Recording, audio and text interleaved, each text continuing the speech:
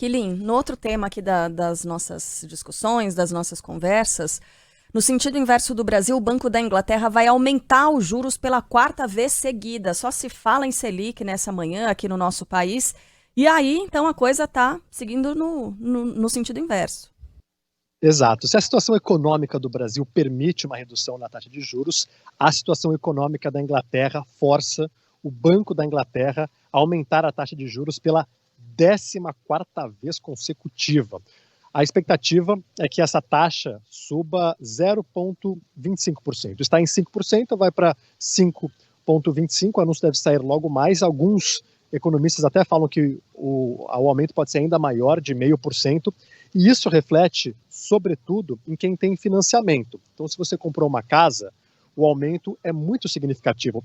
Só para efeito de comparação, antes da pandemia e da guerra, dava para você pegar um financiamento aqui com juros de 2% ao ano. E como é que funciona na Inglaterra? Normalmente você pega um financiamento de 30% a 35%, de 30 a 35 anos, perdão, e aí com juros de 2% ao ano, num prazo máximo de 5 anos, você pode congelar. E aí depois desses 5 anos, há uma renegociação. Então, se antes da pandemia e da guerra você pegou 400 mil pounds de financiamento, você tinha uma média ali de 1.300 libras por mês que você pagava do seu financiamento. Agora, com essa mudança, está em mais de 2.300 libras. E isso impacta também quem vive de aluguel, que é a maioria dos brasileiros que vive em território inglês, porque a maior parte dos imóveis que estão sendo alugados tem um financiamento também. E aí o investidor, vendo que precisa pagar mais no seu financiamento, repassa isso para quem vive de aluguel. Tem muita gente da comunidade brasileira entrando em contato comigo, falando que está difícil a situação.